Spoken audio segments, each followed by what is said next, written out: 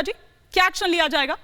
देखिए, ऐसा है, वो पुलिस विभाग का काम है और पुलिस विभाग की तो मैं प्रवक्ता हूं नहीं, तो पुलिस विभाग को जो सही लगेगा वो अपनी इन्वेस्टिगेशन करेंगे और उसके ऊपर वो कार्यवाही करेंगे। लेकिन एक चीज याद दिलाना चाहती हूं दिल्ली की जनता को, एक आम आदमी पार्टी की बेचारी कार्यकर्ता हुआ करती थी जिसका नाम था सोनी, जिसके लिए मैंने भी जा करके धरना दिया था। वो उसके साथ दुराचार हुआ था, उसको मोलेस्ट किया गया था, वो अरविंद केजरीवाल जी के पास भी गई थी कि सर मेरे साथ ऐसा हो रहा है, मुझे बचा लो। उसको वहां से भगा दिया गया। उस लड़की ने बाद में आत्महत्या करी थी, उसने आत्महत्या करी थी। मैं कहती हूं आज कि फिर केजरीवाल साहब, आपके तत्वाधान में दिल्ली में और आपकी पार्टी में बच्चियां सेफ नहीं हैं। और हाथ जोड़ के बोल रही हूं, आप भी और अपने लोगों को बोलिए बच्चियों पर राजनीति ना करें, क्योंकि उस नाते से फिर आप सोनी के गुनहगार हैं। सबसे पहले आपको त्यागपत्र देना चाहिए अपने पद से और घर में बैठ जाना चाहिए। मैं अभी भी कह रही हूं कि जो बच्ची है जिसके साथ गलत हुआ है, हाथ जोड़ के अभी मुझे 5 मिनट नहीं हुए मुश्किल से, क्यों सोनी 5 मिनट नहीं? अच्छा, बेटी नहीं थी, नहीं, पर क्या ये सोनी की पत्नी नहीं थी? ये अपने घर के पास सिर्फ देसी मुर्गियों को पाल कर हर साल 6 लाख कमा रहे हैं। आप भी ये करना चाहते हो तो फ्रीडम ऐप को अभी डाउनलोड कीजिए। परविंदर जी, अच्छा क्यों नहीं? क्या वो महिला नहीं थी? क्या वो महिला नहीं थी? बेटी नहीं थी? एक सेकंड, एक क्राइम को दूसरे क्राइम से काउंटर करा जाए। नहीं, तो आप क्या कहेंगे कि मतलब वो सही था? आप नहीं, तो आप क्या जस्टिफाई करने की कोशिश कर रहे हैं? आप जस्टिफाई करने की कोशिश कर रहे हैं? नहीं, तो आप जो एग्जाम्पल देंगे वो सही है, वो जो एग्जाम्पल दे रही है वो गलत है। सोनी किसी की बेटी थी, सोनी किसी की माँ। सरकार तो आपकी है साहब, के साथ सरकार तो आपकी है।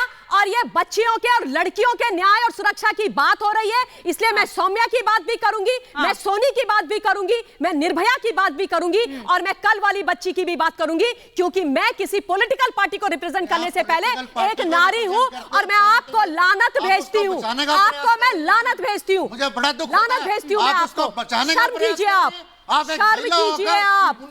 बचाने का प्रयास कौन कर रहा है वो सब यहाँ पर दिख रहा है, सब यहाँ पर दिख रहा है कि अगर आप एग्जाम्पल दे तो वो सब सही और अगर उन्होंने एग्जाम्पल दे दिया तो वो गलत हो गया। लेकिन इस बीच कंजावला केस से जुड़ी हुई एक बड़ी खबर आ रही है, आपको बता दें, धाराएं बढ़ा सकती है पुलिस, ये इस वक्त जानकारी मिल रही है क्योंकि पोस्टमार्टम शुरू हो चुका है। पोस्टमार्टम के बाद ही जो भी प्रथम दृष्टया जो भी जानकारी जो सामने आएगी, जो रिपोर्ट सामने आएगी, उसके बाद ये धाराएं बढ़ाई जा सकती है। ये बताया जा रहा है कि आज शाम ही ये जो रिपोर्ट है वो दरअसल मिल सकती है। ऐसे में डॉक्टर विक्रम सिंह का हमको रुख करना होगा और क्या अब इस मामले में हो सकता है, वो धाराएं अगर बढ़ाई जा सकती है, कौन कौन सी वो धारा हो सकती है, क्या हो सकता है, आपसे विस्तार से समझने की कोशिश करना चाहते हैं हम।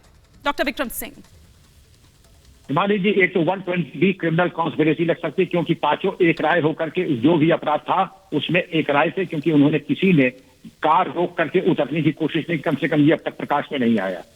नंबर 2, इसमें पुलिस की अगर उदासीनता है और जो एविडेंस खलतबल हुआ है उसमें धारा 201 आईपीसी लग सकती है, क्योंकि जो सीन ऑफ अकरेंस था उसको प्रॉपरली सेफगार्ड नहीं किया गया। भली भांति उसको सेफगार्ड करके जिससे कि वो सुरक्षित रहे और साइंटिफिक एड्स और जो इस तरीके के हमारे विशेषज्ञ जब जाते तो उन्हें बिल्कुल पूरी तरीके से इंटेग्रिटी ठीक ठाक मिलती है उसकी।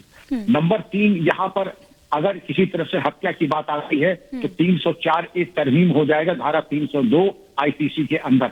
ये तमाम साक्ष्य हैं जिसके आधार के ऊपर पोस्टमार्टम और इनके इकबालिया बयान और जो इनके बयानों से पूछताछ से जो बात प्रकाश में आएगी, ये धाराएं बढ़ सकती हैं और मुझे पूरी उम्मीद है 302 तो तब बढ़ेगी अगर इसके बारे में किसी ने इकबाल किया या इसके कोई सबूत प्रकार, लेकिन 120 तो बढ़ना ही चाहिए, 201 आईपीसी बढ़नी ही चाहिए, ये तो क्लियर है।